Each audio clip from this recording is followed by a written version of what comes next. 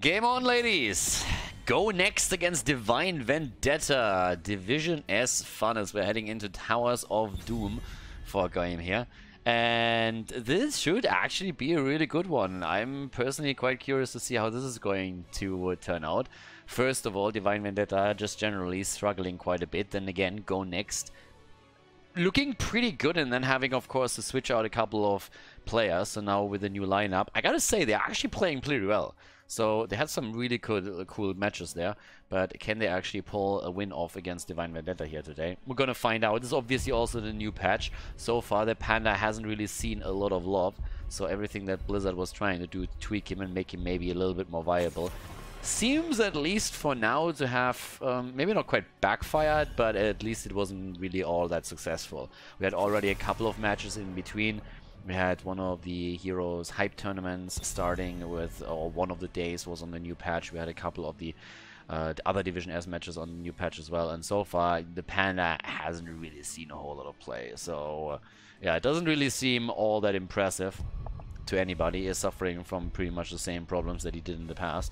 Either way, in game number 1 now, we have Maiev banned out. We're also seeing the ban on Anub'arak again. Towers of Doom could lead us into Dehaka once more. And the Slug gets banned out.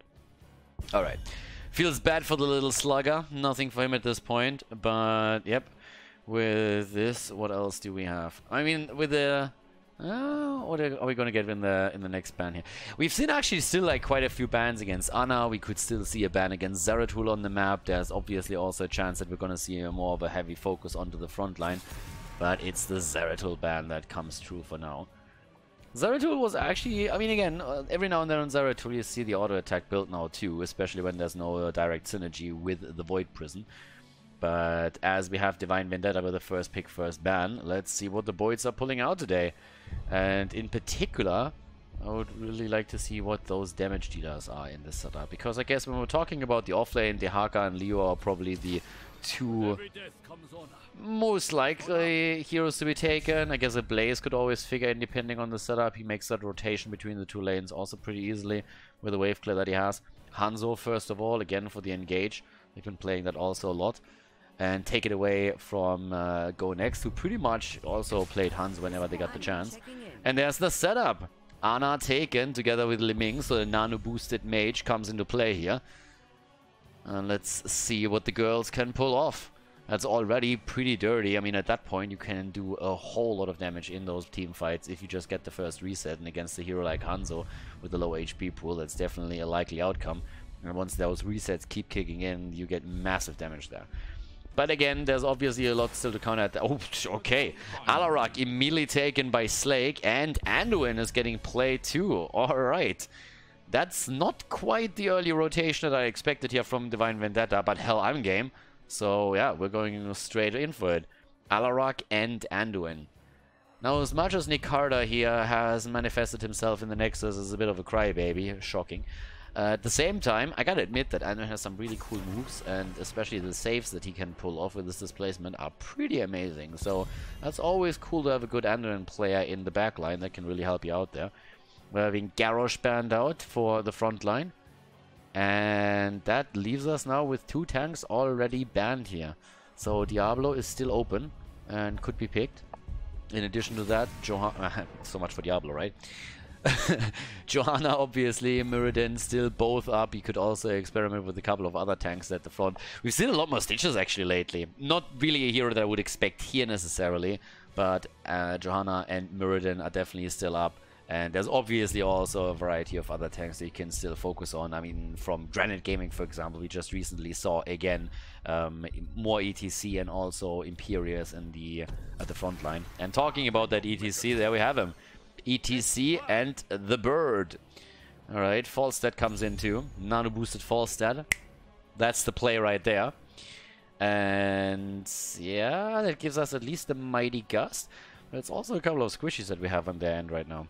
On the other side, what do we expect in terms of tanks? Johanna comes in. And our final pick here, they still need a little bit more. I mean, again, Dehaka.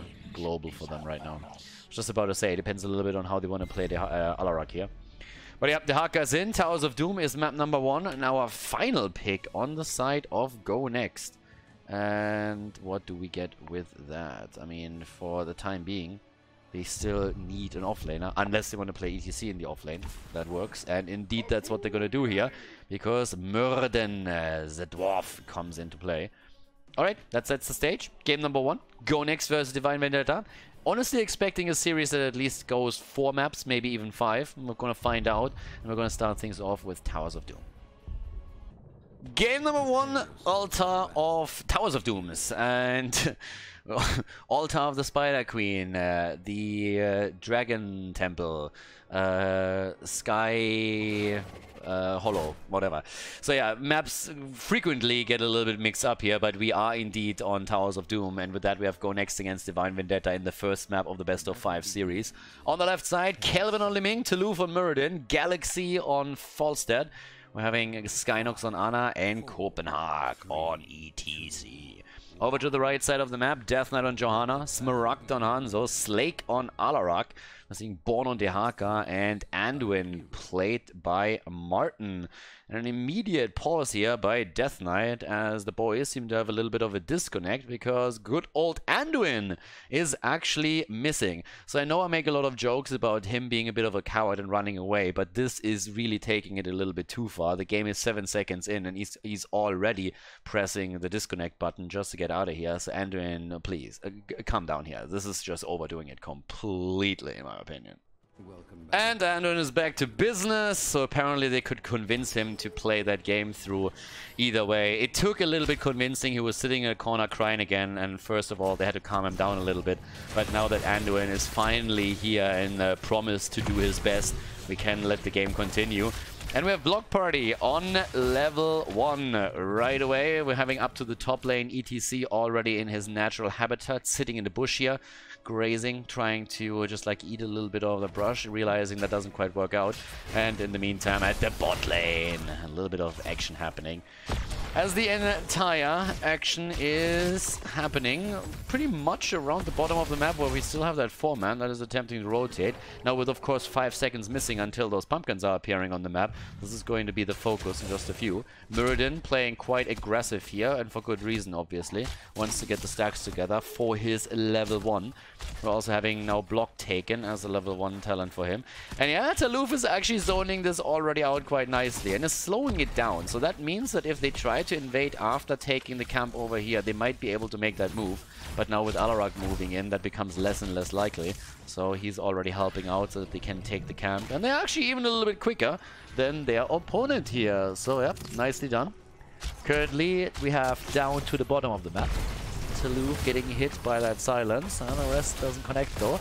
And obviously Skynox is sitting with the pew pew pew just in the back line and keeping the dwarf alive. Trade kicking in obviously helps him too. Up to the top, on the other hand, Dehaka goes down as the bird moved in together with Copenhagen. That's the beauty of having another global in play here. Death Knight was already lurking around here, down to the bottom of the map. We're still having Toulouse sitting at the side. Yeah, Skynox. Ooh, that was a good connect. It was a really good one, but they need more damage in order to really get something done here. And so far, they just don't have that third hero. On the other hand, Anduin might be in trouble. Kelvin already moving in from the side, trying to get a connect here. Doesn't obviously have the Calamity yet, which is a problem. And Toulouse gets healed by Skynox. Just as he's fighting it out with Alarak. There's the save, and in comes Galaxy, who wants the kill and who gets the kill. Can they get a second? Nope, not quite. But it's 2 kills against 0 at this point. So, nicely done. With this, we're now also having, of course, up to the top lane, still our 1 versus 1 battle. And as it happens, this is obviously just now the double altars up to the top and down to the bottom of the map. We're still having the one that's probably going to be fought over the most by the 2 teams here. So, right now, we're having with a slight lead for Go Next. It's nothing crazy, really. I mean, at this point, we're having even ETC thinking about an invade here. And as long as Galaxy can fly down, that might even work out for them. So, yep, at the bot lane, the fight is already starting. Galaxy actually flies over towards the right. So, they're trying to make the play for the 2 at the top and try and get the additional kill, which doesn't quite work out. Which also means that the bot lane, we have a 2 versus 3. And this entire setup could definitely definitely just backfire horribly against them, huh? But the channel goes through at the top as Galaxy gets the shots in. They connect, and down here at the bottom, Martin with his own channel. So at this point, a slight lead that we have. 4 goes next as the shots connect. And still a pretty solid early game from, I mean, pretty much both teams. You have those 2 deaths on the side of Divine Vendetta, but they're not too far behind because they did a great job soaking the minion experience. So as it stands, it isn't really a horrible situation for either one of the teams, but there is a tiny lead regardless for Go Next. The structures, on the other hand, at the bot lane have already been slightly taken down. We're also having now Boomerang after Static Shield claimed. And dominance for Li Ming with Calamity following it up on level 7. Pretty standard setup right now. But an invade from the red team as they're trying to go for the camp. And they might actually get Taluf. Oh, and the dwarf goes down. Nice. Very well done here. Okay, so with this, we're currently having a pretty cool setup. We're having Death Knight at the same time going for the camp up towards the top side. Born, Copenhagen, still fighting that with Galaxy, just rotating the entire time, using the global over and over again, and trying to make sure that he gets a little bit more pressure onto the red team, and especially use that global to threaten kills, and maybe even another push as well. Alright, but either way... Smaragd! Yeah, having some real trouble here, but surviving, and that is actually the most important case for him. Down to the bottom of the map, we still see that fight. Yep, Slake is already sitting there, and yes, gets helped by Martin to escape. So that is actually a pretty solid move from him as well. Alright, again, it's a very brawly first game that we have between the 2 teams here. 2 kills against 1, but another attack against Muradin as he's already getting caught by Alarak. But then the immediate follow-up from the rest of the team. And the globals get continuously used, at least from Falstad. ETC is even rotating down right now. Dehaka obviously wants to help out too. The problem is that this time Hanzo is not going to make it out. At the same time, Alarak is trying to move in again with another quick combo against Taluf, but he's already jumping in, waiting for the next Stormball. Slake is low, tries to get away, telekinesis, and there's the Stormball and the kill. ETC with a slide as they're looking for a triple, but they can't find it. Still Falstad in the middle, fighting it out with Dehaka, who now has abandoned the idea of claiming that altar and is moving topside. That's also another 4 shots fired with another 4 following. So in total, 8 points taken off the core of Divine Vendetta. Nicely done here by Go Next. Good setup for them right now. Earlier level 10, far ahead when it comes to the objective. Pressure at the bot lane is mounting up to take the wall. And on top of that, we're now having the heroic abilities ready for them, which amongst other things. By the way, once again, level 4, Show of Force. Have seen that now multiple times, so no negatively charged in the case of Alarak, which has for a long time been the absolute standard. And I would argue still is one of the big standards, despite the fact that the talent was changed and is now only offering 4 additional %. That's a Blessed Shield. Sorry, not a Blessed Shield. That's a falling sword right there. And on the side of Alarak, also, of course, the deadly charge together with a light bomb. And as you can tell, Anna is a little bit helpless against this. So she was just sitting there and dying within a moment since everybody just collapsed onto her and got that quick kill in. So nicely done by them. And that brings another point onto the board for Divine Vendetta as they get that kill and a bit of momentum that comes with it. So this is a pretty sick combo against Ana. Honestly, Ana is gonna have a really annoying game here if that pattern continues. Quest completed, 7 minutes and 20 seconds into it for Muradin. Nicely done. Anduin is down, and just as we're talking about potential trouble for them, we see another kill. Calamity makes it possible. This time the Stormbolt against Hanzo is a little bit too late, but there's already a double kill, and they're looking for the triple as they're trying to body block Born into oblivion. Yep, and once again, the Gust even being used here. And this could just be 2 more heroes dying, but at least Johanna's gonna escape. Dehaka is still down, but very well done here. So that was pretty awesome. I mean, it's a really nice setup. I mean, first of all, you have Light Bomb already working with the Falling Sword, and in addition to that, you have now also the Deadly Charge. So that setup is actually pretty dirty. Anna is gonna hate that, but at the same time, the team is still pulling ahead, and quite significantly so. 7 kills against 2. Entire level right now. Pumpkin's taken all over the place. ETC sitting topside. 16 seconds until he has his own ult back ready and can jump back down if he wants to. And yeah, despite the pretty awesome combo that we saw from Divine Vendetta, they're falling farther and farther behind in the game here. Now with the damage in the focus, we're now having Li Ming with 22,000, 19,000 on Alarak, which is actually pretty amazing here. So yep, Slake still dancing around, looking for a setup together with the rest of the team, especially of course if they can get the jump on Skynox with his Ana. And Skynox by now has obviously figured that out too. I mean, the guy isn't a total dummy that just sits there and is like, oh, I don't know what to do here. He's keeping himself quite far in the back line whenever he sees that setup. Light Bomb didn't do anything here. There was of course an attempt to go in, but Anduin maybe pulling the trigger a little bit too early, or miscommunication on the side of Divine Vendetta. But the Light Bomb came onto Alarak and he never went for the deadly charge, so that didn't really help out here. And as you can see, Skynox just sitting far in the back the entire time. Max range if he can, making sure that he's not exposing himself to any of these attacks, because that could get really dirty really quickly. Yeah, and here we go. They go for Ana again, already mirrored in with the attempt to protect. In comes ETC, looking for the slide, but Ana is still dead. Ana goes down, even with everybody else jumping in. They could not do anything here. Now it's a 5 versus 4. Nicely done by Divine Vendetta. Is that going to be enough for them to grab a few of these altars, though? The isolation is not connecting. The Stormbolt does. And now it's 7 kills against 3, 13 against 14. And Falstad is already channeling one of the altars up at the top, which means that we're going to have an even exchange. Slake with a quick pause here as well. Could be that Anduin is once again the troublemaker here. And as Anduin at this point seems still to be in the game. I'm not quite sure what exactly the reason is. But as it stands, just looking at the setup, we're having now with Smaragd at the top lane trying to get this one. Definitely a channel that is going to come through for Divine Vendetta. So it helps them slightly. The problem is that their own core is just losing more and more ground. And this is literally going to be a scenario where the blue team has twice the amount of hit points on the core than what we're seeing from the red team. So quite annoying for Divine Vendetta. Despite the fact that they got the kill, they weren't able to get a whole lot more out of that. And they are still behind in the kill count as well. There's the engage. Once again, the attempt for a setup, and that was a little bit disjointed. Martin, first of all, trying to go for the save against Johanna. Then they come in with a light bomb play. Alarak with a deadly charge. She goes down. Johanna jumps back in. Now she's dead as well. And they're trying to get more. Martin is low, and Martin might fall. Martin should fall. Martin will fall. No way! Haha! He actually survives. They're trying to make the play for Born, and they're gonna get the dinosaur too.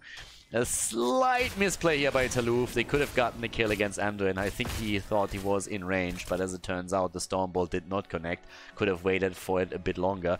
As it stands now, it is 10 kills against 3. A 2-level lead. Pressure at least through those minions at the bottom of the map against that bell tower, so that's up for the taking. But with this much of a disadvantage, it's going to be incredibly difficult for Divine Vendetta to try and come back into this. It's honestly going to be very, very rough. Especially since we're having level 16 talents now also nearly ready for the team in blue. And with that, they are pretty much guaranteed to have at least 2 of those 3 altars. And that's all that they need right now to drop their opponent into the single digits on the core. 35,000 for Li Ming. 4 deaths, by the way, on Alarak already in this game. There's the channel at the top. Both of them already looking for it. Galaxy, the one trying to interrupt here. Again, 2 globes at the top side right now, so they can jump down to the bottom whenever they want to.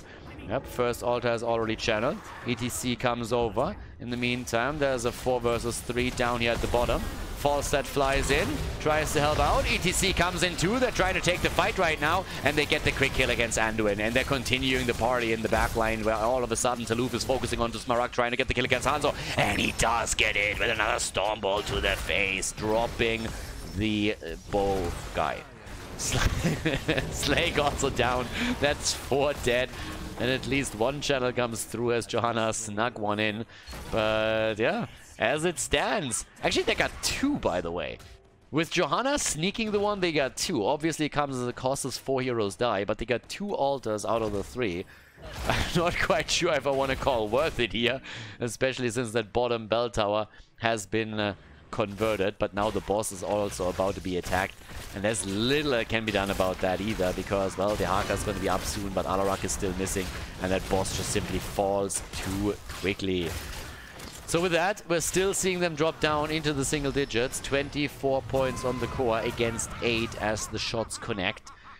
And if they keep the bell tower control at the bottom of the map, they should be able to apply even more pressure. But it doesn't really seem like they're gonna do that, because right now they're busy at the top lane.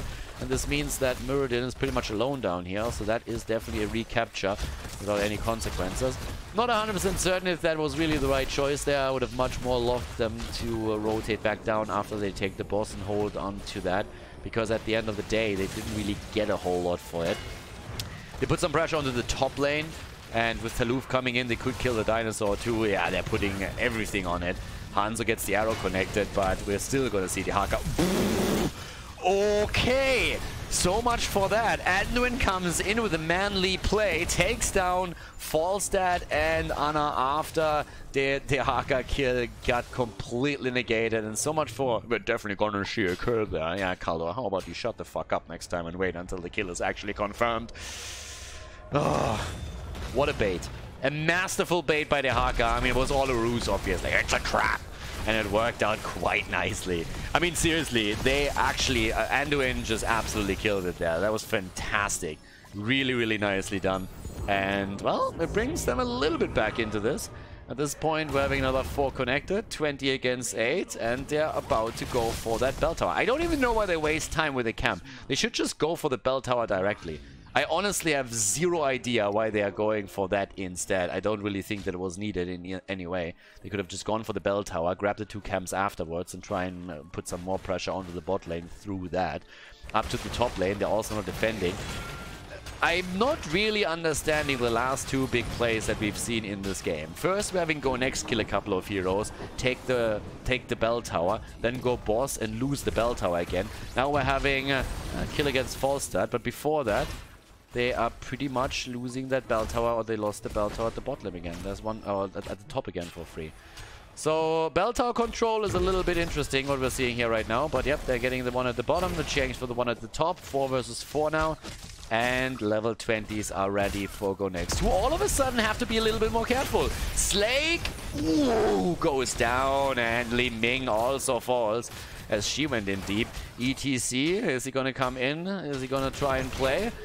He's not Stitches. Not going to make any plays just now. Taluf, on the other hand, is pretty much alone against 3. ETC is just still pushing out the mid lane, saying like, boys, I got this. There we go. There's the ETC move that we wanted to see. Anduin with a big save against Smaragd for a moment, but that doesn't last long. Hanzo still dies, and Martin is also in trouble as he's trying to escape here. But with 3 heroes chasing him and 2 CCs, I don't really think that's going to happen. There's the light bomb. Taluf on Muradin is not impressed, and they're trying to go for Death Knight now as well. Action Jackson everywhere at this point.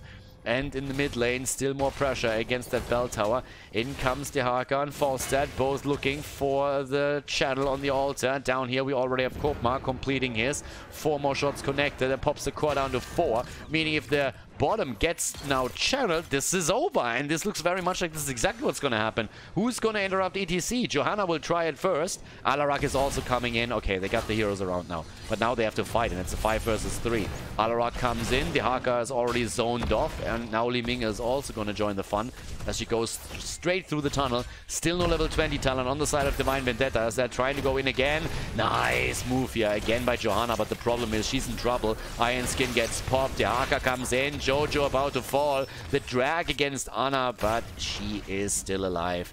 Arrow is also missing a bit of a Hail Mary move here, obviously. And now with the channel again in action, the Haka has to go in, is forced to go in, but the Sleep Dart preventing it, and that is game. As we have Go Next with a victory in game 1 of the best of 5 against Divine Vendetta.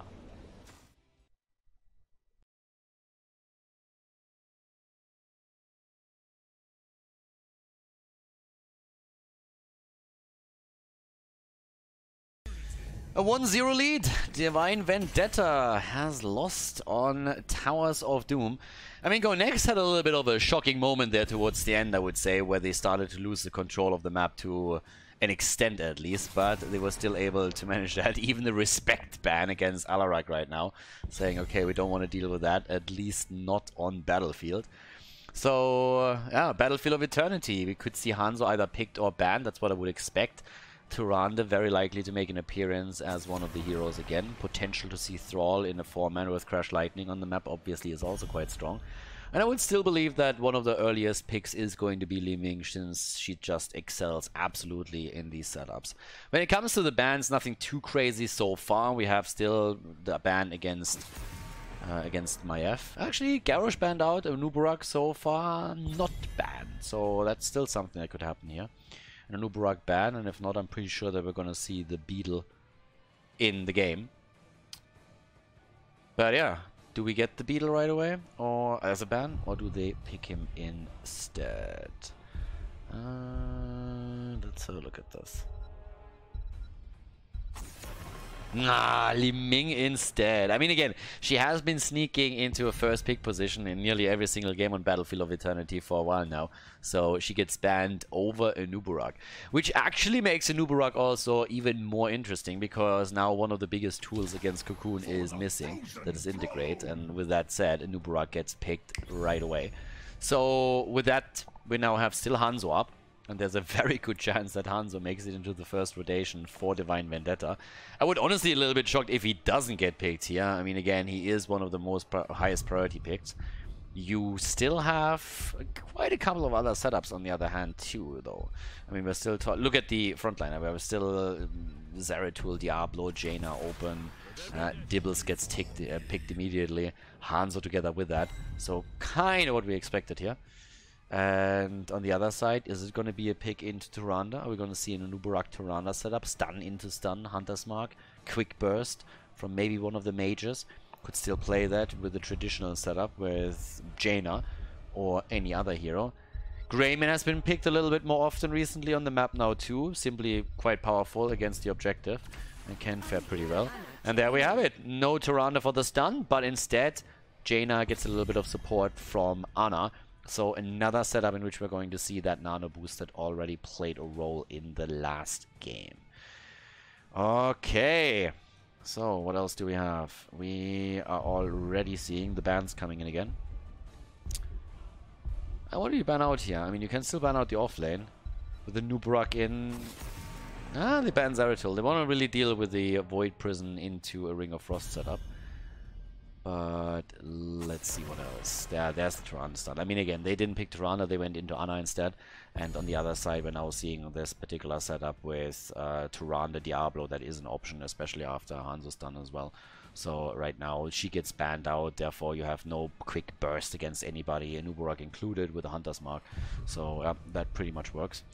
And yeah, with that said, there is still a chance that we're gonna see, well, Thrall and Whitemane. Okay, didn't expect the Whitemane pick here. But Thrall is gonna make this interesting, because now the third pick can be adjusted depending on what they want to play. Echo of Elements on the offlane or Crash Lightning in the 4-man. So they can definitely decide after seeing what Go Next picks here what they want to have. Another melee hero that takes a soul ring or not. And we actually have Chen being played. The new Chen has so far been completely disregarded. Nobody cared for him. Sugar Daddy himself, the Mr. Chen player, said right away the hero is worse than he was before. And Go Next goes in and says, okay, we're going to play Chen now. And Sylvanas comes with that. Sylvanas is also getting picked, as Chen is going to try and take that top lane. And now obviously the question is, what is Divine Vendetta going to pin against that? Is it going to be the Thrall setup, or we will have the 4-man here? Imperius! And that means Thrall with Crash Lightning is going to join the bot lane and go in for that. So Battlefield of Eternity, map number 2. Let's go right in and see what the Panda can pull off here. Game number 2. It is Panda time. Okay, let's check that out. Copenhagen on Chen, Kelvin on Jaina, Toulouse on a Nubarak, and we're currently having Galaxy on Sylvanas, and Skynox is playing Ana. On the right side of the map, though, Divine Vendetta with Death Knight on Diablo, Slake on Hanzo, Born on Thrall. We have Smaragd on Imperius, and Martin on Whiteman. Should see the Crash Lightning coming in any moment. But of course, we're going to have a closer look at Copenhagen in particular on the Panda with the action here, going into the Eye of the Tiger. On level 1. I always knew that Chen was a Survivor fan, but it's absolutely fantastic to see that finally confirmed. So we'll see if he can pull it off here. Either way, it's not really a pick that you normally see too often. I already talked about this a little bit previously. Ever since the patch came out, Chen was pretty much ignored, and all the people that have played previously with the Panda have actually agreed that they feel the hero, first of all, suffers from the same problems that he had before, and is generally speaking, in the eyes of many, weaker than he was in the past. But they're still playing it, and they're going to try and make it work now, and they could actually pull it off. So maybe Chen is going to walk away with a 100% win rate in Division S after this. It's literally his first game played, and so far at the top lane, they're able to get some damage in.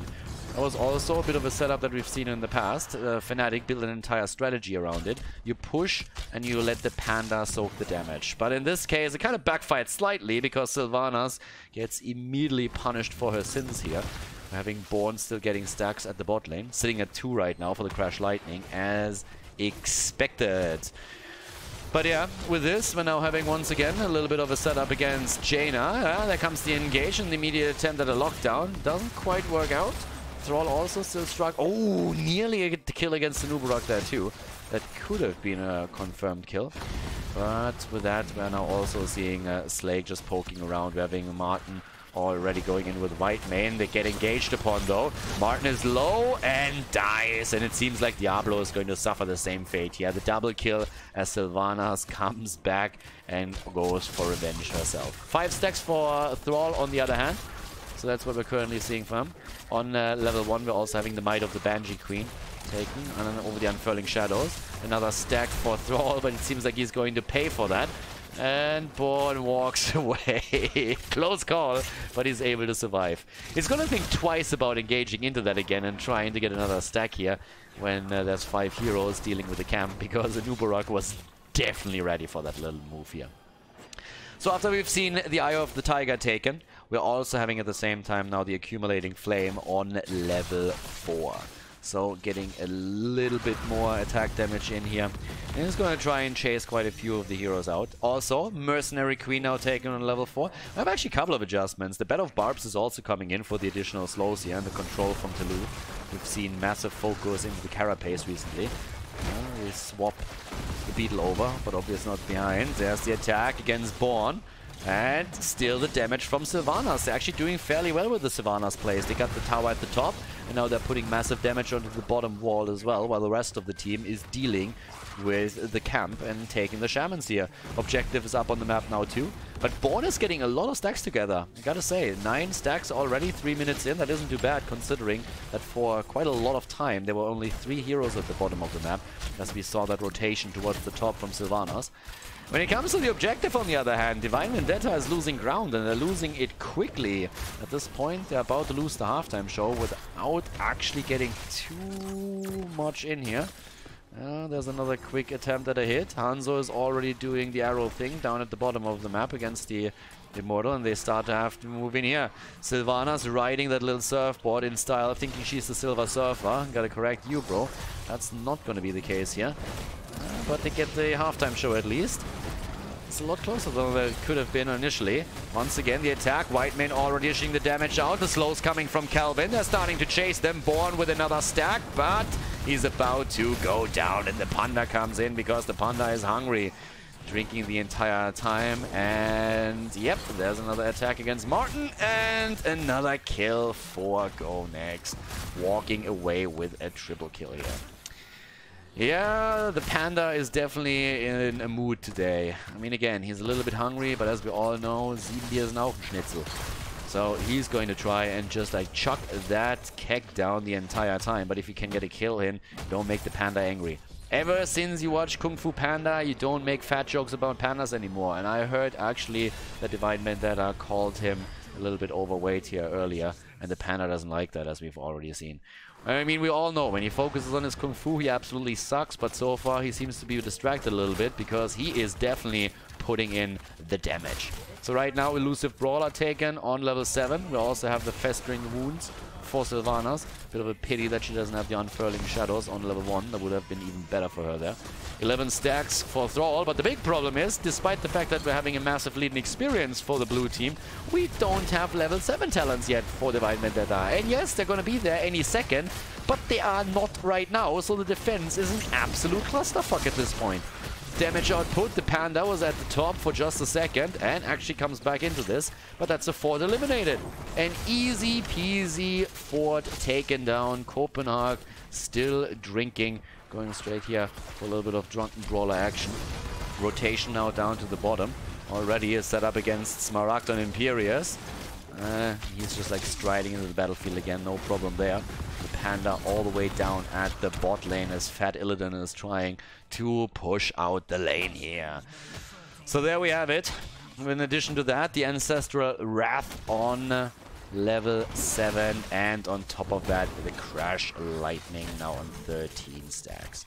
Intercession is obviously going to make at least some of the plays a little bit easier for Divine Vendetta now that they have 5 level cleanse in action. That helps especially against the Nubarak. But here comes the action again. Taluf might be in trouble. Taluf, and that's a dead Beetle. The Beetle down, and that's a good kill for them now. Still a level behind, but they want to get a bit more from that momentum since they are trying to close that gap in experience before Go Next hits their rogue abilities. But the Panda is just still chilling and is able to walk out again. 15 stacks for Thrall though. And again, it is one of those problems that you oftentimes have when you go up against Thrall. If you have a player that is good at stacking those, he will not only get a decent damage output, but once that quest is completed, you become an absolute poke monster. And that's exactly what Born is aspiring to be in his life. You know, what you want to be when you're grown up? I want to be a poke monster with Thrall. I want to complete Trash Lightning. And he might be able to pull that off. For now, we're still having Immortals spawning again, but as you can tell, it's level 10, and that gives us the Storm, Earth, and Fire. That also gives us at the same time now Ring of Frost, Nano Boost. It's a bit dirty. An entire level ahead. The fort at the top lane already destroyed. The one at the bottom is now falling thanks to Sylvanas. And they're trying to go in for a little bit more action. And it's Panda time, baby! The immediate stun. And that is a dead Thrall right there. Not only that, if you go in with a nano boost to Jaina and you hit that ring, then you know that it doesn't only make ding, but it also takes the hero down. So, yep. Who dies next? Ding, ding, ding, ding, ding. It's Whitemane. Whitemane down, and that's 7 kills against 2, 11 against 9 when it comes to experience. They're stealing the camp away from their opponent. They're taking everything. Lunch money is taken here. They take their girlfriends, and they take their cars. So right now, the quick attack towards the Immortal. That's the halftime show, at the least. Could be a little bit more as well. So we're gonna see how that's gonna work out for them. But yeah, there's the level 10 abilities on the other side, and immediately Sundering taken, Armament, Arrow, Apocalypse. Time to shine, baby. Time to go in and try and win that fight, because this is one of the few that they are going to get here. Go Next is well aware of it. Needs to be a little bit careful with that too. And well, there's our setup with the first stun. Camp's taken on both sides now. Defensive position, 17 stacks for Thrall. Can you get the Chain Lightning too? Can you get and zip him up a little bit here? Not so far. Bot lane gets pushed out now as well, and Slake is sitting there. This is like, hey, leave me alone, I just want to push this out. The Panda's coming from the top lane, and there's the Arrow. The Arrow APOC build absolutely not working out. Total disaster. But they get the kill against Jaina regardless. They lose Thrall on the other hand, and Fat Illidan is on the chase as he is starting to hunt them down. Nano boosted and Nubarak? And Slake is more. Oh, yeah, he's gonna fall as well. The Pandas are in action, and there's the kill against Imperius. Martin on the run. Whitemane, hit that broom and fly away, bro. That's the only thing that will keep you alive. And yep, told you. So Whitemane is down as well. 11 kills against 3. and they are starting to absolutely murder. 11 kills against 3, total destruction right now from Go Next. Way more one-sided than what we've seen in game number 1, to be honest. A 2-level lead already for Go Next, and with 20,000 damage, Sylvanas has now taken over the top damage of the team. Kelvin is the only one who's sitting there, is like, guys, this isn't League of Legends. There are objectives on the map. Can we please focus a little bit, team? And they finally follow. And that is an 100% Immortal right there. 100% on the Immortal. Chen is sitting at the bot lane. Is currently drinking with his new buddies, the Khazra camps, and as you can tell, yeah, he's out drinking them all. So at this point, the Khazras, they are just not able to withstand that much alcohol. But the liver of Chen has been tested for years and years and years, so there's absolutely no problem drinking those Khazras under the table. And that's the real reason why they actually joined the forces of Go Next right now. Not because they were defeated in battle. Screw battle, it was all a drinking contest. There's again the Apox set up, but it does not hit anything. They go for Death Knight again. Cocoon came already out. A little bit of a play at the top as Chen is occupying 3. Chen just doesn't give a damn here. Goes for the ult again, jumps in. There's kills happening as well, but we are really only interested in what the Panda is doing. And at this point, Copenhagen realized that he might have overdone it a little bit. But he occupied 3 heroes, while on the other side, we've seen some fall. Dibbles went down and so did Imperius, and now the Keep is toast too. And they're starting to move in again with another quick attack against the core. And this might actually well be the end of game number 2 if they play their cards right. That damn Immortal even has still a shield up. Like, what's going on here? Death Knight is about to fall, but Hanzo beats him to the punch. Kelvin is also, well, halfway down, but still controls Smaragd quite nicely. Toulouse escapes, and that core is just going nowhere. Imperius goes down, and this is going to be the end of the game as the Panda walks away with a 100% win ratio after the first game that he is being played in Division S.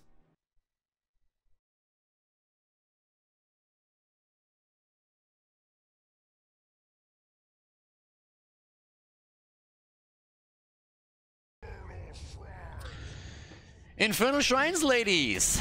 Game number 3 in our little series here. So, could be a short one. I expected 4 maps, up to 5. But at this point, Go Next has pretty much been killing it on the last map and has pretty much dominated game number 2. So, Nani?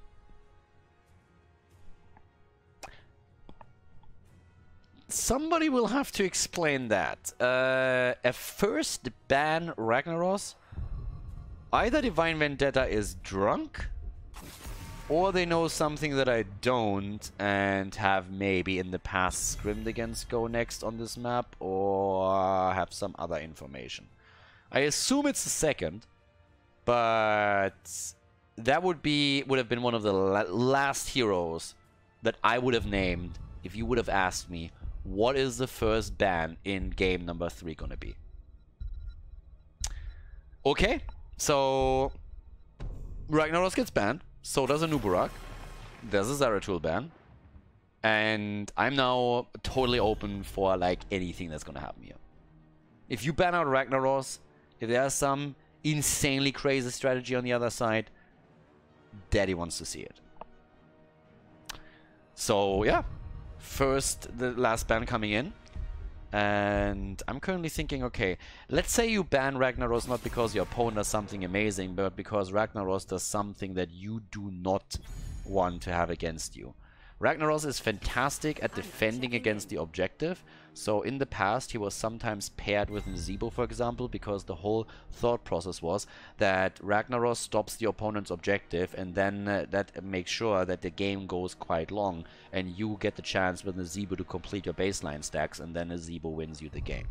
But that doesn't really apply here, so I'm still quite curious what's going on there.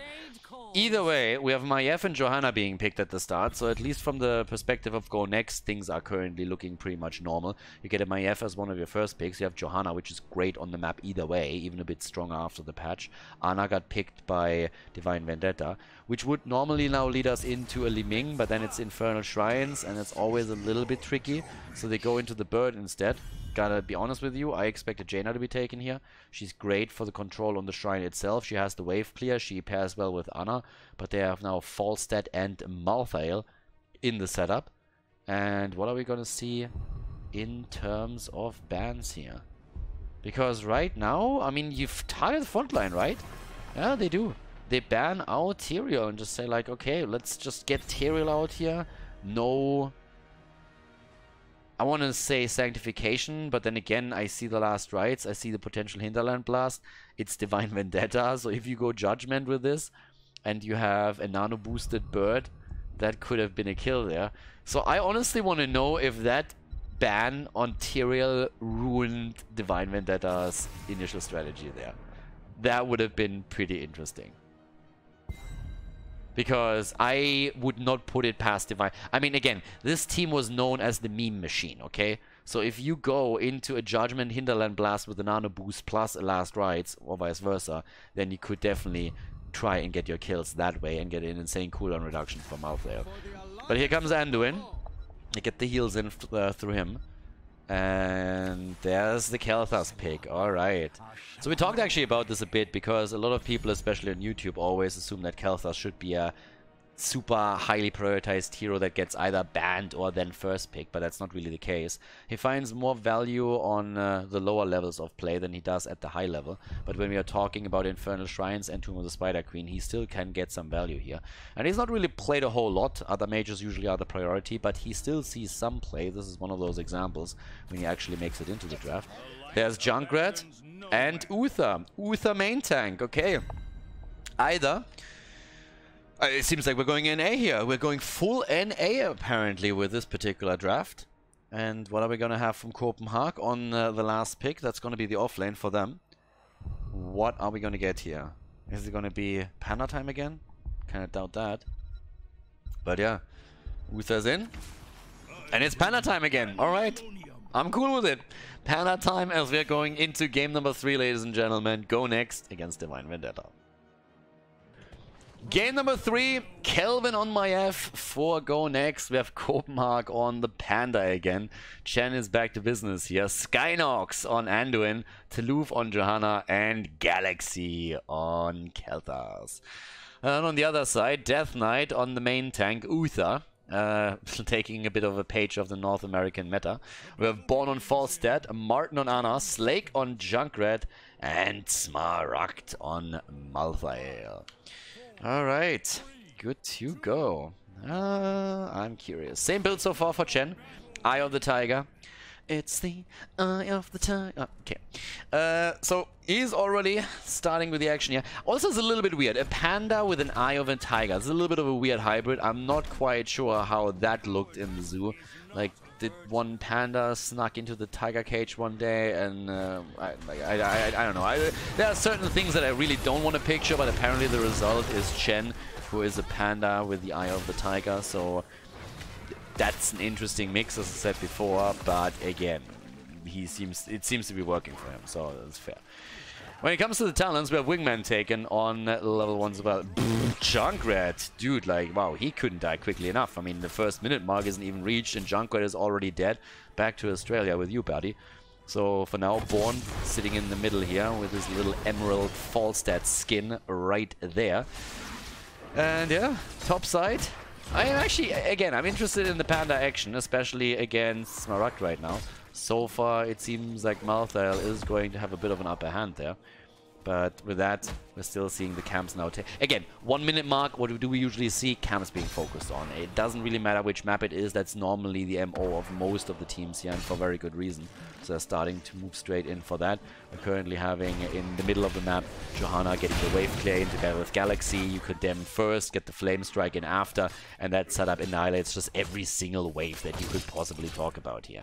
So that works easy peasy. Hammer of the Lightbringer still on level 1 here for the main tank. And again, if you haven't really seen this before, there are a couple of games also on the YouTube channel where you will see that on the North American side. They have been playing this even to HGC times. And it's definitely a very different meta that was played over there. Same build again with the Accumulating Flame. I'm going to see if there's some adjustments that are being made by Chen in this game. But so far, nothing of the sorts has been put into play. Holy Shock on level 4, as you would expect with that particular role for Chen. A bit of a sneaky setup for Malthael at the top, and oh, Smaragd just jumped into his death. I don't really think he would have survived either way, but him jumping over definitely didn't work out either. So now we have the kill against Malthael. The aspect of death is already flirting with such, so he's already down. Hold your ground on level 1 for Jojo. Not quite sure if I already pointed that out, but that talent obviously has seen a huge resurgence after the patch. I'm not talking about the last one, I was talking about the one before that. Last one mainly targeted Chen. Level 4 with a Holy Reach now for Anduin. Again on level 1 with a Pursuit by Grace, so no bold strategy for him. And here comes the first try. And so far, with 2 kills against 0 and a bit of a lead in experience, Go Next has been doing well. And is going to try and spread the love now also with good old Galaxy on his Kael'thas. Spread those living bombs, baby. I talked a little bit about the popularity of Kael'thas. One of the reasons why he usually isn't really played on this level is that most of the players that you will see in Division S will be pretty good at dodging out on living bomb spread damage. Whereas the lower you go, the more trouble players have to really identify what's going on with those living bombs and dodging out on those. But for now, it still helps you with a wave clear and you can just poke away. But we have Divine Vendetta taking a bit more of an aggressive stance now. Keep in mind with Uther as the main tank, that also means we have a double support setup, which usually makes you quite sustainable. But that objective is still claimed without any problem whatsoever. A little bit more damage also by Falstad. But there is a lot of poke damage, and I really want to see where the kills are going to be coming from. Is that really only going to be the setup through the last rites on Malthael that we're going to have with this? I mean, right now we're seeing Malthael with the top damage. Get some free XP damage points in against the Panda, obviously. Punisher wants a piece of the action down here. First, towers are down the entire wall. And they get a little bit more done against the fort itself now, too. Panda is still all the way up to the top. Down here, the grenades just keep coming. And this is currently working quite nicely for the blue team. At the top side, Copenhagen still pushing that out. And again, rotations like the ones that we've seen previously against Malthael are also kind of needed, because Malthael in a straight up 1 versus 1 against the Panda has a real nice advantage there. So that's why we are seeing rotations like the one that Go Next use to take Malthael down. And this is really where communication is going to be important, because Divine Vendetta will have to really just call that out properly. But right now, Copenhagen is still just like doing his thing. Clearing the waves wherever he can. Doing the bit of Panda action. Has the elusive Crawler now. Having the full wave delay set up on the side of Go Next still. But in experience, they're actually not really as far ahead anymore as you would think. But they get another kill. And that's now the 3 kills against 0, as Kael'thas is able to get the final blow in. And went actually into the Sun King's Fury. So it seems like we're going to see a Living Bomb focus. Probably with not only Ignite, but then also the Fission Bombs on level 7. Still the play in the middle of the map. Falstad flying in as they're trying to get the kill against Kelvin, and they just can't. The camp is still stolen though. So they steal the camp, but they are not able to take down Maiev. And now, with level 10 nearly reached, that is again that big lead for Go Next that we talked about previously. Up to the top side, we're currently having Smaragd getting a bit bullied here by the Panda. Yeah, was already attacked earlier by Galaxy in the middle as he made the rotation. Slake also eats that living bomb like a boss. And we have level 10 abilities. So far, still not really a big problem. If Divine Vendetta is able to soak the experience to 20, that's gonna be all good. And right now, we have actually the Falling Sword, and we have the Light Bomb. So it seems really like we are going to have a game where Go Next is trying to give Divine Vendetta a taste of their own medicine. We're going to see that setup again that we've now had multiple times with the Falling Sword and the Living Bomb. Could even see that apply to Chen as Fat Illidan is trying to hunt down targets. So yeah, it's a little bit of an aggressive setup against especially, of course, Ana, but also the Bird if they ever get a drop on him, which usually shouldn't be as easy. And talk about Last Rites, screw Last Rites, Tormented Souls, baby. Yep, with the Divine Shield in play, Malthael is going to be the one that tries to absolutely wreck during those team fights with the double support behind them. Here comes again the setup, they're going in with a Living Bomb, the damage, and the Divine Shield. Honestly, I don't even think it was needed. Born looked kind of safe there. If no one else comes through. The cage is in. And Galaxy is still teasing us a little bit. Galaxy is sitting there as like, it could be Pyroblast, baby. I mean, we're seeing Pyroblast a lot more these days. So, for now, we have the Panda still in the action here, who wants to see the world burn. He's a bit like Alfred. I'm not quite sure who his Batman would be, but he is... Oh, well, sorry. Alfred isn't even the one that wants to see the world burn. I guess he's a bit more like the Joker, and honestly, that would also fit, because if you're just rolling around in the keg all day, then you are either Dionysus, or you are trying, or you are the Joker and you want to introduce chaos to the world. So, yeah, I apologize, Alfred.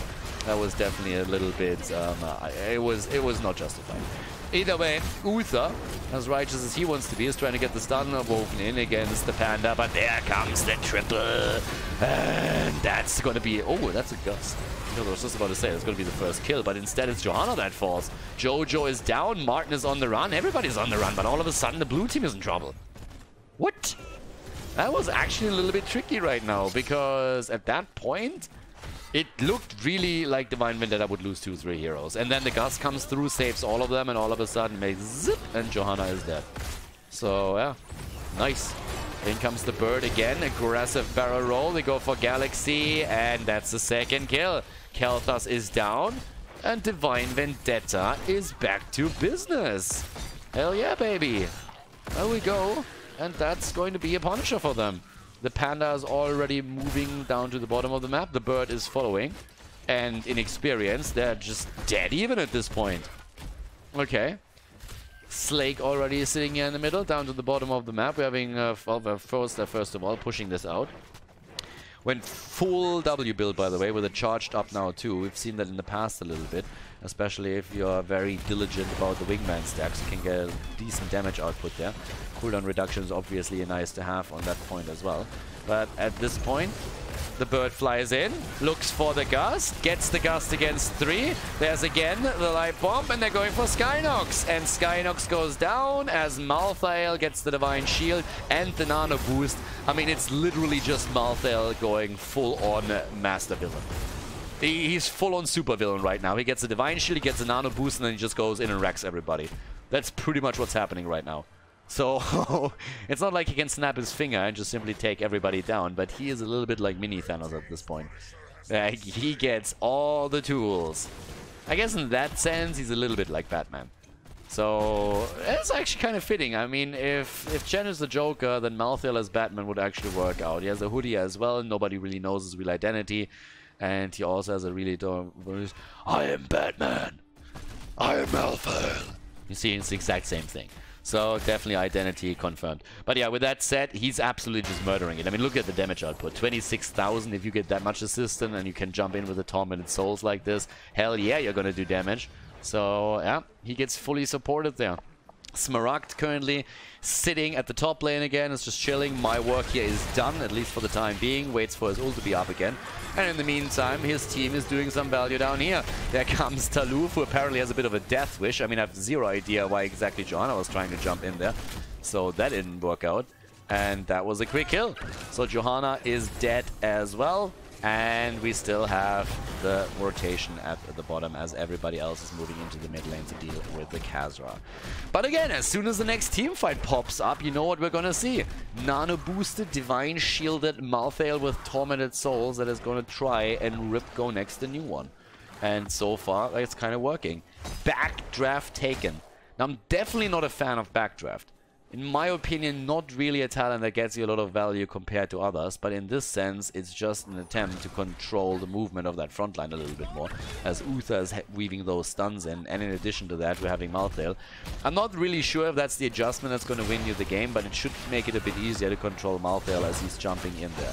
So, well, with that said right now, here comes again the Falling Sword. Also, we have Fat Illidan on the chase, chasing down the bird. He wants chicken! Yeah, he's hungry again. Chen is hungry. And realizes, yeah.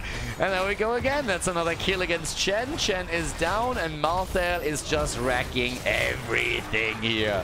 Well, nearly everything. I mean, he's nearly getting the kill. Okay, Born, I mean, yeah, hell yeah. He's overdoing it just slightly. Born goes in deep, so they trade a kill for a kill. They get Johanna, but then the bird goes down. Talking about aggression.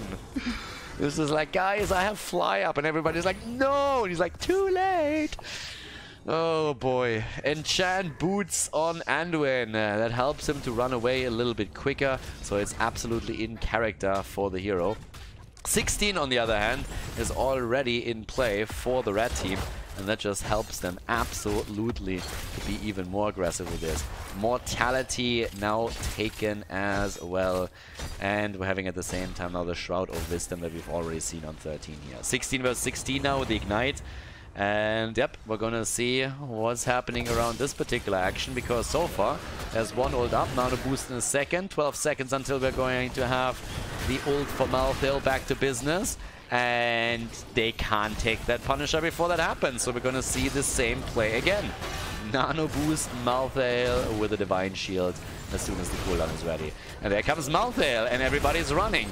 This is the aspect of death that I'm talking about, finally true to his name. There we go, and our little wannabe Batman is grabbing his tool belt again. Yep, there he comes, Divine Shield, Nano Boost, the Reckoning, as they get 3 kills. 2 kills for now, there's the third, and they are just absolutely destroying. I mean, seriously, this is just absolutely ridiculous. This is working out like a charm at this point. Divine Vendetta, after they hit level 10, was just absolutely, I mean, they're just murdering them. Every single fight looks the same. They have nothing that can control Malthael. The entire time it's just basically you see the nano boost coming out, and the only call in Go Next voice chat is run! They're pretty much going full Forrest Gump whenever they see Malthael committing, and it just doesn't help because Malthael can't be shaken. He jumps in and takes them all down, and it's working. It's absolutely working. 55,000 damage for him. And now they are taking the bot lane, or they're at least trying to. Toulouse has to be kind of cautious against Born, that he doesn't go out too far, or there could be a rotation. But the main action's in the middle, where we have the Punisher going in again. The bird at this point is already planning his next fly-in. You know it's true. So once that wall is open, we're going to see another fly-in, another gust. The bird is already itching. The bird is sitting here as like, boys, boys. They're like, no, no. Falstad, stay, stay. Don't move, Falstad, stay. Who says you can't train a bird, huh? Well, alright, so the oversized pigeon is taking the fort at the bottom of the map. Everybody else is still focusing in the middle. But after they took the bottom fort, the mid fort, this means that all the outer structures are now destroyed on the side of Go Next. Divine Vendetta, on the other hand, they nearly have level 20 there, 1 level away. Nicely done, Slake. If he gets caught there. Obviously, we're seeing Go Next being aggressive. Go Next thought they were super smart, going for that build with Light Bomb, Falling Sword, and also the added Kelthas, but then all of a sudden they did not think about that Malthael setup, and that thing is winning hard at this point. Okay, so still the poke, still the attempt to go for 20. And again, if you're 10 kills against 4 and you have half a level to 20, you know you're in a great spot, especially if all of those walls are already falling and you are knocking on the door of every single keep. So for Go Next, this is one of those situations where you look at the map and like, boys, we are in trouble because we are never going to get level 20 for the next Punisher. And the next Punisher is going to spawn topside. So that's one thing. And with the next Punisher spawning there, it also means that this wall is open. That keep is, if they win it, pretty much gonna fall, and they could go for the core here. That's what we're gonna try and do. So that's what we're gonna see there. And well, let's have a bit of a look at these little traps that we're seeing. 20 any second, and there we go. And that is going to make this entire setup even more sexy than it already is. Now, first of all, obviously we have the wind tunnel here. I mean, what else would you go for? Reaper of Souls at this point as well. That isn't too bad. There's the Redemption, and we have the Nano Infusion. Okay. Yeah, it's dirty. It's honestly dirty. And also, the mid lane has now taken damage. That keep is already suffering. They might not even wait for the next objective and just say, hey, if we can push in, then we're just going to do exactly that. So they're already looking for an opportunity to get a kill. Malthael himself is sitting in the middle of the map, pushing another lane out. Yeah, 19 for Go Next. I gotta admit that they got a lot quicker this entire level. that I expected, but they're not on 20 yet, and obviously they achieved that by pushing out all 3 lanes, which also exposes the panel a little bit at the top. But that camp is taken without any troubles at all, and Slake is now pushing this out again. He's the only one here. Panda needs to be cautious, so rotation is in, and pretty much Divine Vendetta is just, they are just sitting on this and saying like, can you please announce that next shrine? We would love to actually have that advantage while we're fighting for it. But as it turns out, half a level only for Go Next to get that 20, so they can probably fight for this one. Which honestly amazes me. After we've seen like, how much were they down? 3 levels, 2.5? I would not have put a prayer on them being able to get that 20 before or during the shrine, but as it stands, they are going to get their Storm Talents for that big battle. And maybe the level 20 is going to turn it around. Kelthas is going to be a little bit safer. That's definitely true. And also we're having obviously Jojo is going to be a bit more survivable against this. The Panda with the Elemental Conduit here. By the way, went into the combo strikes and the Touch of Honey. And I would do that too, because, well, if you like chicken, how do you like your chicken more? Without any seasoning, or would you like that touch of honey just on the bird to make it just taste right? And that's what we normally see there. Phoenix already coming out. They're starting to come in. And here's Johnny, baby. Malthael jumps in, and that's the first kill against Kelvin. Kelvin is down. Malthael still playing. There's the kill against the Panda. And he is just absolutely wrecking them. The bird flies in too. Anduin is about to die, and so is Taluv. There's the kill against Johanna. Anduin is dead, and Born wants Galaxy, but doesn't get him. Yeah, Slake jumps on top of him to get a bit of that fire damage here, because he's Junkrat and he's all the hots for that. So now we're having Go Next already working on that keep, as Falstad is moving into the middle to do the exact same thing there. Gets a bit of an assistance with the Khazra camp and also that particular catapult. So this is definitely gone. I mean, that keep is already gone. Which also means you're going to have a tough time baiting the Punisher over into the middle. That ain't happening. And as you can tell, this is also about to fall. You might not even wait for that Punisher. I mean, again, it's 25 seconds for Johanna, 25 for Manduin. So they have a chance to make that play. But yeah, that keep is going to die. And they're already working on the shield as the Punisher is now moving through their top. Sick setup here for Divine Vendetta. As I said, I expected a bit of a closer series. Game number 2 was a bit disappointing, but game number 3 definitely repays us for that, for the patience. 74,000 right now for Malthael. And yeah, he's killing it. Here comes again Malthael with a nano boost with the Divine Shield, and he's just sitting there thinking like, I don't even know who to kill first. I don't know what to go for. But they're going for the core here. That definitely is out of the question. And Smaragd survives, gets all the heals. Yep, every single support that they have in the game is currently trying to heal him up. Maiev goes down, and so does the core here, slowly and steadily. This is game, ladies, as Divine Vendetta takes the first win in this best of 5 series for themselves. A 2-1 now in this Division S match.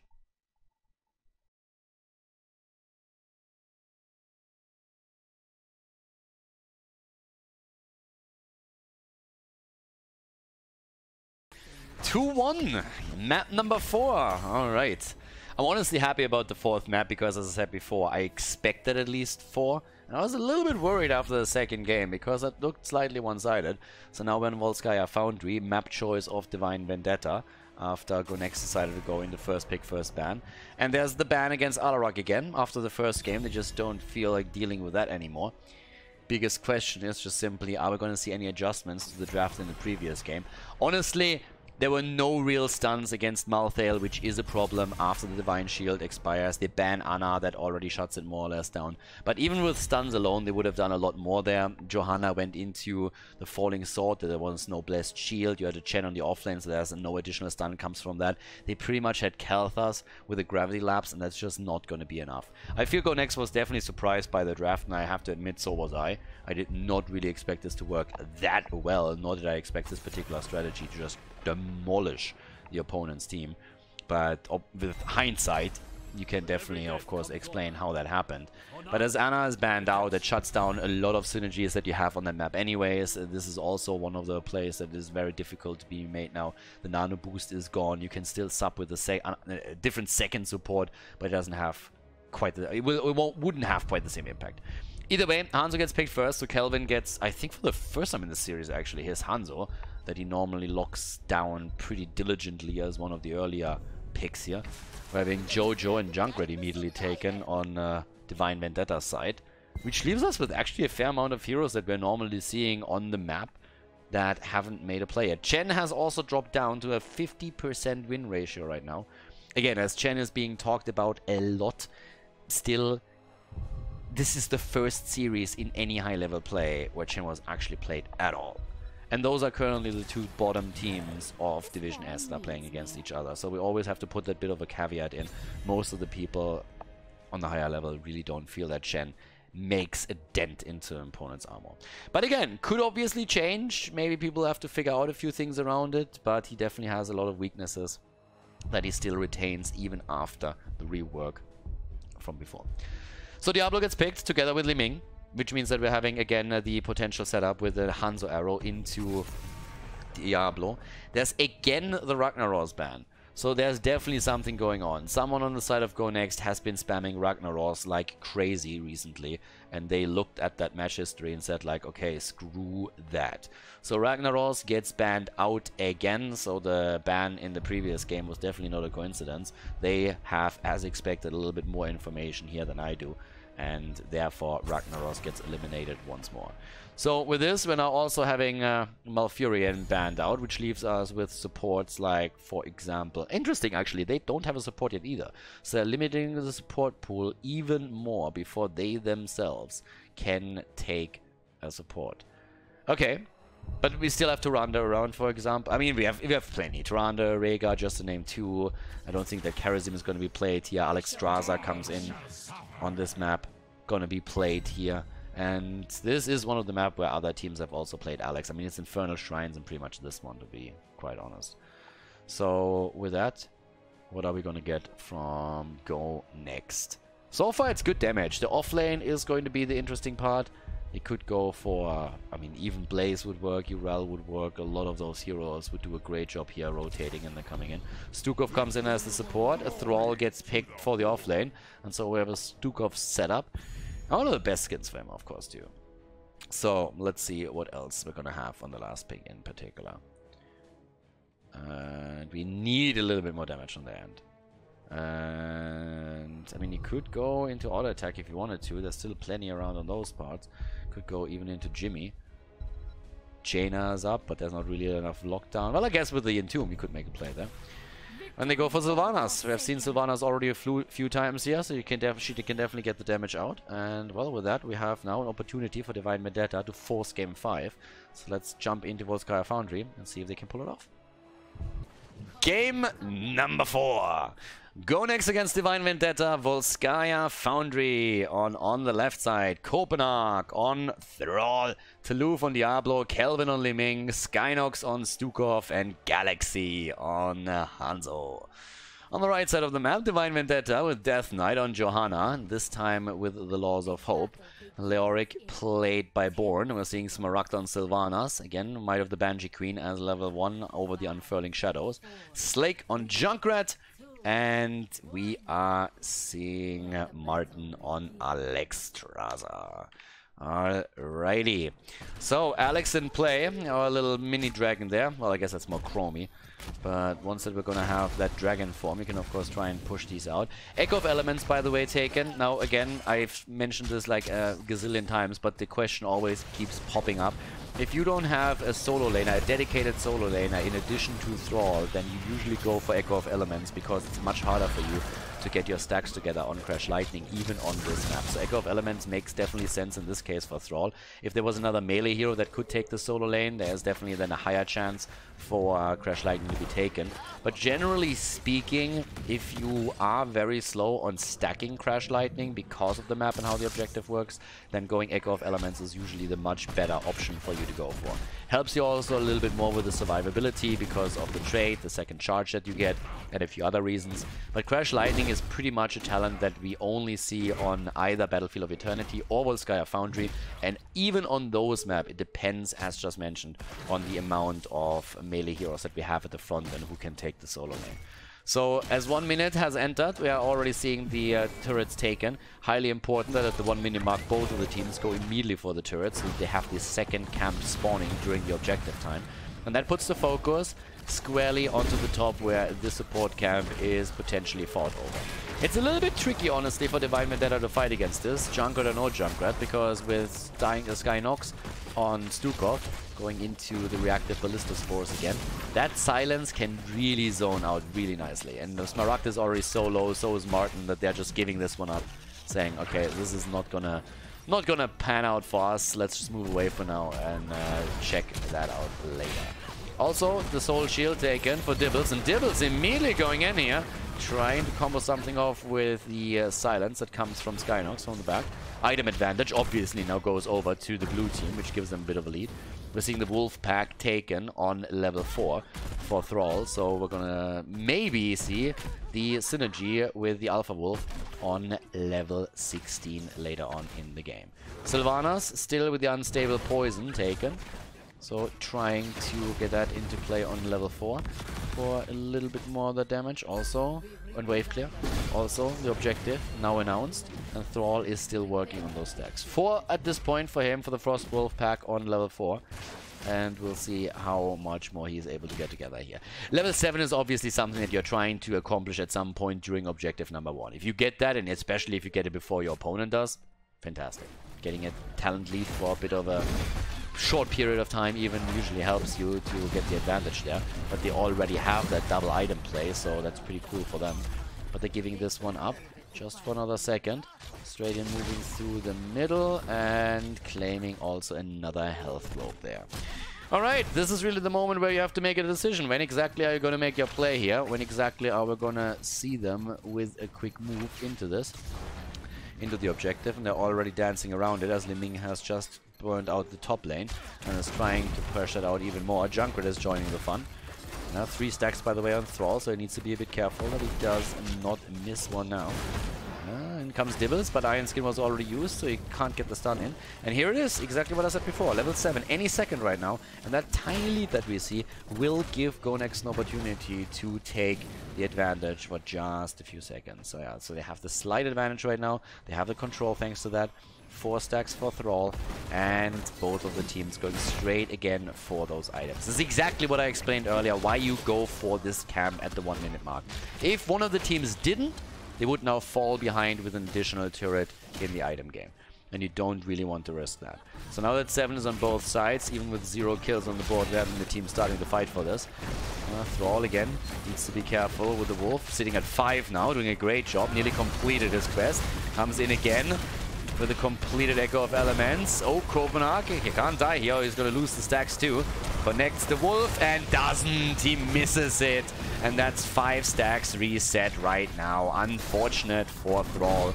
And they're also losing the position on the checkpoint because of Alex Graza and the Dragon Queen. That's always one cooldown that needs to be burned at some point, and GoNext immediately moved away after the Dragon Queen was put out there. So now there's an opportunity to move back in.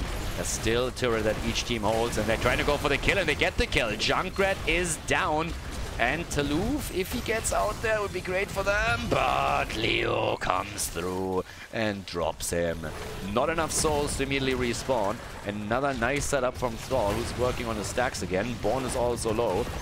But the turret is still in play, and Kelvin is extremely low on Li Ming. Gets healed again by Stukov on the other hand. That keeps him in play. And Death Knight is really taking a bit of a beating there. Born trying to move in again as well. In comes Thrall with the connect, and Leo goes down, and so does Johanna. Nicely played here. 3 kills against 1, still the lead in experience, and here's the big boy. We are going straight in for the Gundam action, as we're having GoNext not only with an earlier level 10 most likely, but the Protector rotation to the top side to prepare for objective number 2. Trying to make sure that they're going to get that fountain so that they have the advantage fighting over the second objective against their opponent. That's going to be a big part of this. Good silence, and the wave not even being used there. But yep, the fountain is down. And that's exactly what you want to do here. Drop the fountain. They have also level 10 Thrall with the Earthquake. And up at the top, do we see the arrow? Hanzo's already sitting and waiting down here, but so far, no arrow. Instead, they're going for the items. Trying to make sure that they get another healing beacon. And this is really what you're trying to do when you get control over the match, when you get any kind of momentum. You're trying to farm the items, you're trying to force the kills if you can, and in this case, they definitely can. They get the kill against Junkrat, didn't even have to use any heroics outside of Li Ming. And hers don't count because the cooldowns are just so low. And that was another big one against Junkrat, and it comes at a perfect opportune moment in time because now the camps are back up. And that means we're talking about turrets again. Push against Leo. Leo gets just bullied around. It's like the full ping pong setup against him. And that's another kill. They are just staggering those deaths against Divine Vendetta right now. And it works perfectly. We're already having Blessed Shield. There's also the Entomb. But things are starting to look a little bit grim. Would still expect the arrow to be taken by Sylvanas. Can't really imagine her going into the mind control here. But then again, maybe they're going to try and pull something sneaky off here. Problem, of course, is that you have Hanzo against you, Li Ming against you, and also Dibble, so I don't see a chance for that to be taken, and indeed it is the Wailing Arrow instead. Yeah, still the control over the experience, and this is also important since you want to have level 13, and with level 13 you're going to have the added chance as well there. Oh my, no! Copenhagen! Oh, that's unfortunate. Such a great rotation by Divine Vendetta, really sneaking up on Thrall and trying to drop him. But then he jukes out the Entomb of Leo and there's no kill to be had. Death Knight comes in. Thrall so far unimpressed. Blessed Shield gets not thrown out here. But yeah, Copenhagen feels great. And connects. Yeah, there's the arrow just after we are seeing the Earthquake come in. Alexstrasza is dead. Now Jojo is dead. And guess what? Born is also dying. A quick triple kill as we have an absolute bloody battle between GoNext and Divine Vendetta. Dominant performance by GoNext in that fight, and Thrall initiating all of that, dodging first of all, of course, the initial Entomb attempt to take him on, and then this little gem of a setup where they now can push through the top lane and maybe even eliminate that fort already. Yeah, that backfired quickly. What started to be an attempt to get a kill turned against them. Talouv is already sitting, waiting for a rotation that is actually coming, but shows himself as previously. They're trying to make the play now not only for the fort, but also for Jojo. There's the silence, there's the push out, a bit of extra damage, and the fort is still there! Nobody bothered to take the fort down. In comes Leo from the side. Entomb, I don't really think so. Can he? Will he? Maybe. Talouv is low. There's the Entomb. That's a dead Diablo, isn't it? No! He survives and they get a double kill. Oh, it's a triple. The arrow goes completely wide, but damn. That was a narrow miss there, but it still didn't connect. And now we're having Talouv moving to the top. We have also, I mean, obviously with the objective up, one of the 2 or one of the 5 players on the checkpoint. And holy hell, everything is going bad for Divine Vendetta right now. I mean, 11 kills against 1. Diablo honestly looked like he would die any second. I mean, seriously, Diablo pretty much looked like, okay, he's dead. And then they just killed him. And now there's like a 13 talent. They finally get that. They still don't have that fort at the top. It has now half a hit point. And Talouv is moving in and saying like, okay, can we finally take that down? Thank you very much. This, on the other hand, might be the setup that they need. There's the item on the ground, but Skynox still falls. Skynox down. Talouv moves in again. Alexstrasza's already dead, and Talouv is surviving through all of this. His build finally is getting taken down. Ah, and there's another kill. Nice. So at least Divine Vendetta is getting a few kills in. I mean, honestly, at this point, it really started to feel like Divine Vendetta just can't secure any kills anymore. But they're able to get the damage through, and this time they finally find some targets and have now 3 additional kills on the board. Now, they lost that fort, and they're also losing some ground down at the bottom of the map. Not having a level 16 talent doesn't make things easier, but at least they have, for now, a bit of a numeric advantage on the map itself. But yeah, Diablo with the Eternal Flames right here. The cooldown reduction, and obviously the souls to the flame as well. That in particular does a whole lot of work when it comes to sustainability. Problem, of course, is that now he has to restack his souls again. But they have 16, and that's a completely different setup. So now we have also the Alpha Wolf. Dibbles goes in again. Everybody else is zoning out the top. There comes the Blessed Shield as they're going for Diablo. Arrow comes out, connects. There's the APOC. That one doesn't hit, but zones them at least a little bit. And the silence against Hanzo. Leo drops, and that's the trade, but Sylvanas also falls. And that's the end of Sylvanas and Johanna, as we're having Slake barely escaping, but it doesn't change the fact that this should mean Protector 2 goes over to Go Next as well. Great setup here for them. Honestly, they're fighting through those team fights like bosses, and they're having a massive lead also in just sheer damage output, as you can see here. Li Ming alone has 45,000 compared to the 37k that Sylvanas is currently running. And Thrall is sitting at 34 himself. Generally speaking, it's just an incredible setup for them. And with that massive lead, I mean, normally you would see the rotation to the bottom of the map to get that lane prepared for the next objective. But as they are so far ahead already, they are going straight for the keep here, and so they should. Since obviously Divine Vendetta didn't even have a fort there anymore. Now we're having also Catapults pushing in, a campus pushing in. They have a massive lead in experience with 1.5 levels right now. And they're going to try and take that keep here. It's not going to be that easy though, especially since Hanzo isn't there. That's a bit of a problem. And if they can't take the keep, I mean, honestly, at this point, they're not even close.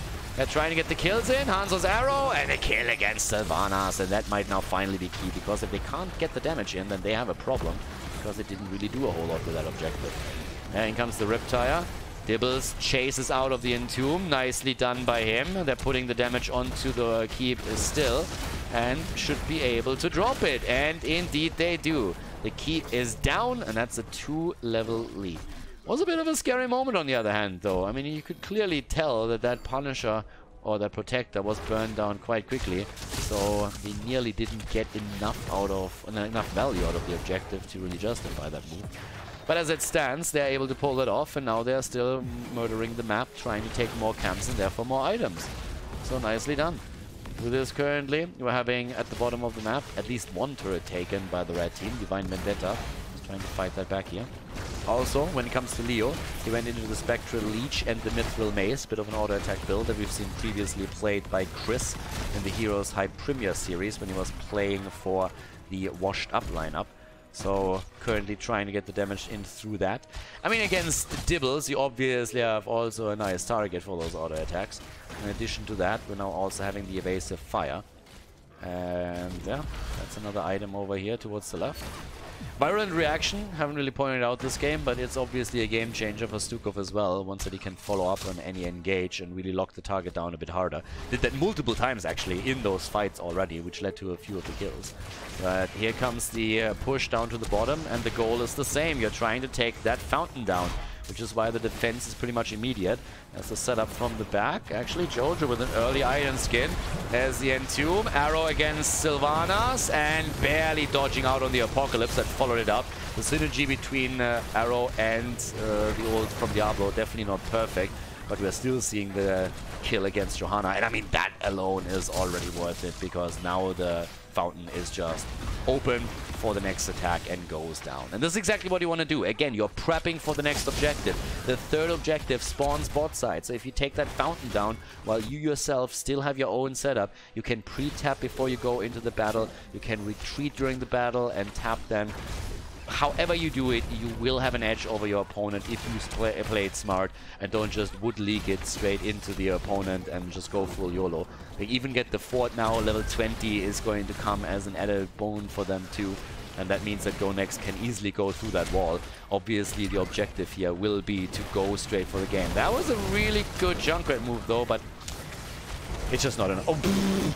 First of all, well, Thrall doesn't go down because everybody's here to break through the gate and can save him. But then also the turnaround against Alexstrasza is fantastic. 18 kills against 5. You can really tell that Go Next is pretty much done with this. They're looking at this game, they're saying, boys, let's end this. Maybe Kelvin has a hot date, I'm not quite sure, but whatever it is, they definitely are trying to end it. Could be, I mean, again, you don't really know. Could be Mama's cooking. Maybe the entire time it's like, Kelvin, food's ready. Mom, please, one more map. Kelvin, I told you, if the food's cold, you're not going to get anything anymore. Okay, Mom, I'm coming in one game. We're going to hurry. That's probably a conversation that's currently happening at Kevin's home. I mean, who knows? Could be either. Or it's the hot date theory. It's like one of the two. I mean, anything could have happened there. But either way, they're definitely murdering it now in the game and are currently trying to push this hard to make sure that they win this with a 3-1. But with Stukov at the bot lane, they're still willing to engage in the fight topside. Alexstrasza, yeah, goes for the ult. This could backfire quickly. This is a 4 versus 5, guys. And there's the fight, and they get the kill against Leo. This is a 4 versus 5. Yes, level 20 talents are there. This is still a fucking 4 versus 5. They just killed 3 heroes. Didn't lose a single one, but Kelvin dies. Kelvin goes down, but they punish Junkrat for the audacity to take him apart there.